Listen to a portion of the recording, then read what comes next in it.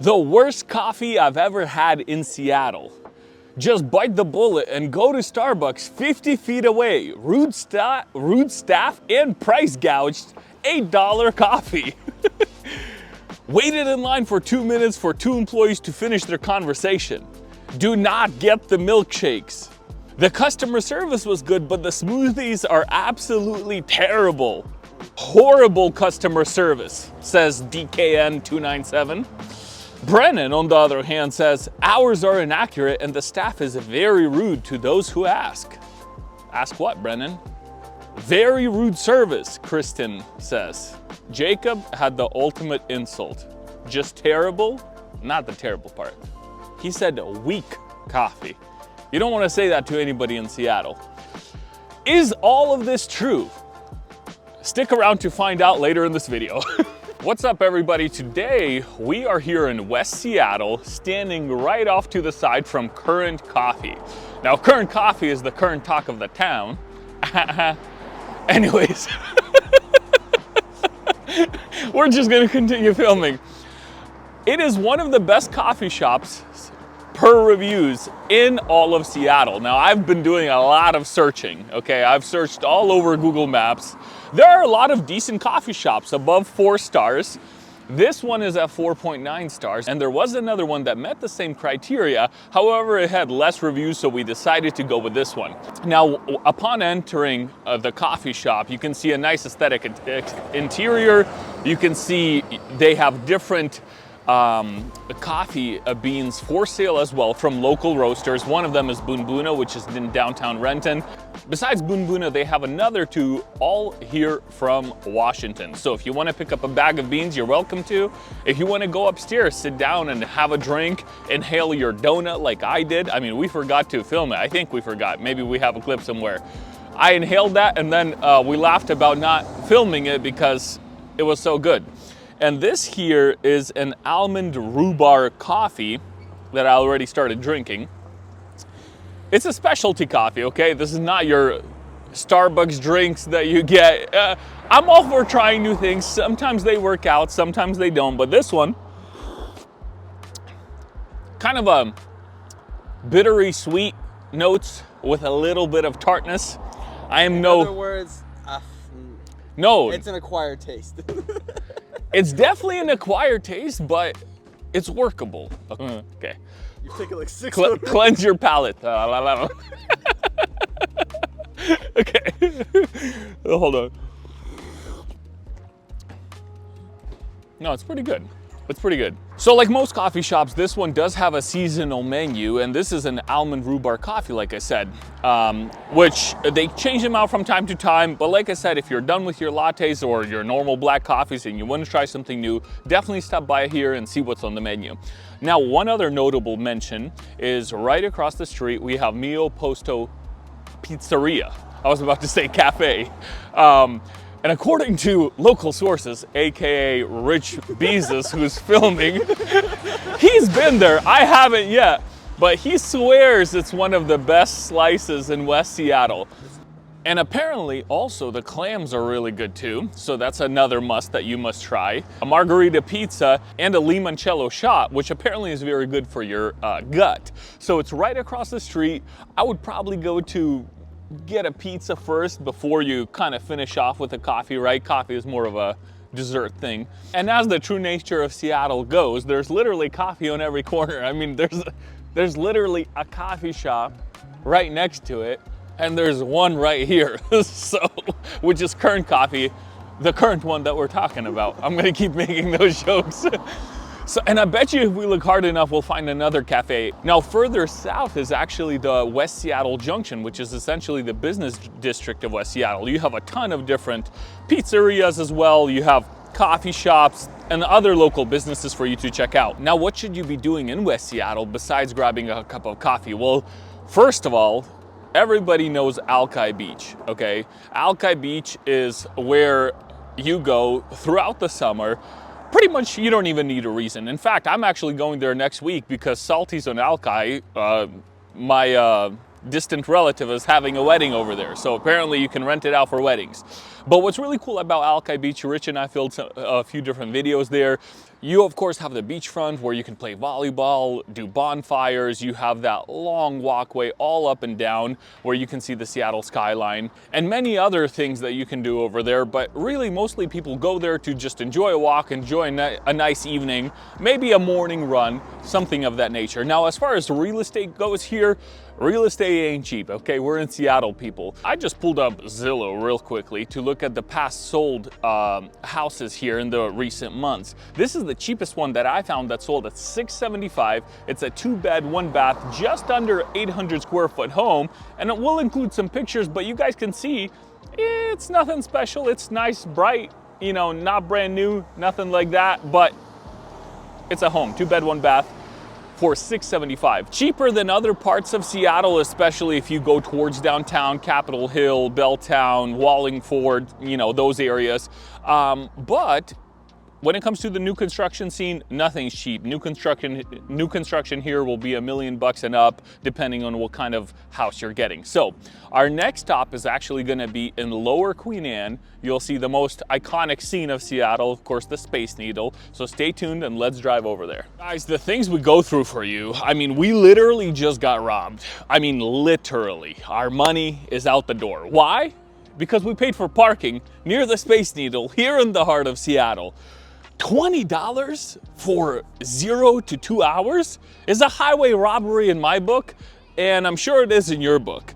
Now, what are we doing all of this for? We're here to check out Ceres or Ceres or however you want to pronounce it, roasting company. Now, they are actually the lowest rated coffee shop that I could find in Seattle. Why? Because all the lower rated ones probably already closed their businesses.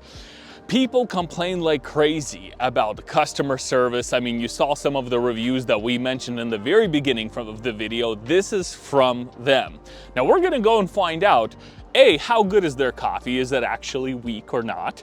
And B, how good is their customer service? So let's go check them out. And like I said, we are here by the Space Needle. So while you're here, even if their coffee is not good, even if you have horrible customer service, you might, how do I say, console yourself with a little elevator ride up to the Space Needle, up to the top, have a nice dinner, check out the viewing deck, which they renovated recently in the last few years, and check out some other sites here. We're in the Lower Queen Anne neighborhood of Seattle, for those of you who might want to know.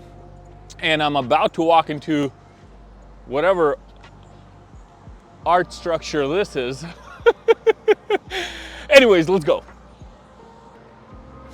Now, while we're walking, one other thing that is here by the coffee shop is Seattle Children's Museum. Now, I've never personally been in this specific one. Funny, right? One of the videos I wanted to shoot was all the places I didn't check out while living here for the last decade almost, right? But children's museums typically are awesome. If you got kids, you know, there are definitely things for you to do there within a few hours. Anyways, was out of breath there for a second. Like I was saying, children's museums are an awesome place to go to with your kids for a few hours. There's also this amazing playground, which is really cool. They have some shaved ice. And just around this corner, if my math is mathing, we should be able to see our coffee shop that we're going to. So let's check them out.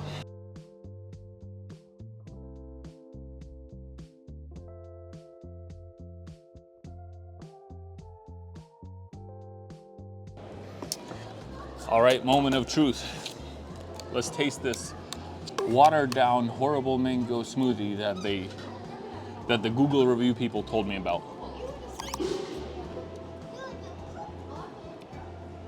Dude, that's actually pretty good, honestly.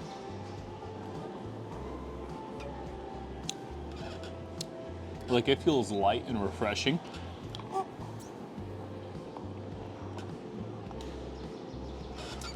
Not watered down at all. I mean, that thing is barely moving. Like, barely. Now, we are here on a Friday at 11:24 a.m., right? So there's not a lot of people here, but normally on the weekends, this place is gonna be stacked. So maybe the people who wrote the bad reviews, they came here and caught somebody on a bad day with a bad attitude and maybe they didn't finish the drink properly. But you know what? I think we're all allowed to have bad days. I wouldn't, you know, I wouldn't take it out harshly on somebody for having a bad day. Now let's go in for the coffee and see. Take a normal sip. Okay, that was all froth. Yeah. Let's give it a shot. A shot. Just sip the coffee. Okay. Anyways, subpar. Definitely not as good as our previous place over at Current Coffee. I wouldn't come here for the coffee personally after this tasting here, but the smoothies are actually nice and refreshing. Okay, so this here was $15.88. Now let's talk about how expensive the real estate market is over here. One of the recent sales here is a house on 167 Ward Street, which was, I believe, a new construction. Nonetheless, it was a fully modern home with views of the Space Needle that sold for just under $2.7 million. This is, again, the lower Queen Anne neighborhood. The closer you get over here, the more expensive real estate is gonna be. And the house wasn't anything crazy. Yeah, it was a nice modern home, but really it's more about the location and the views that you get by being close to the Space Needle. So that's what you can expect to spend. There are houses here for $7 million, 4,000 square foot homes for $7 million. There are some houses here for $1.1 million, but you really won't get anything much cheaper. Now, the housing might be expensive when it comes to single family residential homes, but condos are actually much cheaper. If you're looking for maybe a one bed, one bath condo, you could possibly get, boy, this table squeaks. If you're looking for a condo, you could possibly pick up something here for anywhere between $350,000 to $500,000, depending on bedrooms, bathrooms, etc. But $350,000 is actually a pretty reasonable price for a one bed, one bath condo over here. However, your HOA fees are going to be literally through the roof. I mean, some HOA fees here are, I've seen $700, $600 a month. However, they do include utilities like water, sewer, gas, and garbage, but electricity, typically from what I've seen, is always separate. You got to open up a Puget Sound Energy account, and it can be, I don't know, decently expensive. Like for my whole house, I have LED lights. $250 is what I pay on average, 270-ish, 280. Before I popped in all my LED lights in the whole home, minus the outside, I was literally spending $350. So it saves me about $100 a month. Absolutely worth it. Pop in some LED lights from Amazon, it's gonna save you $100 a month. At least it did for me. Okay, disclaimer. It might not save you money, but it did for me. As always, guys, thank you so much for watching this video. Now, you're gonna see a QR code on the screen right now. If you'd like to book an appointment with us to chat about your buying or selling needs here in the state of Washington, we'd be more than happy to help you out. Make sure to scan the QR code and reach out to us, and we'd be happy to help you make that smooth move over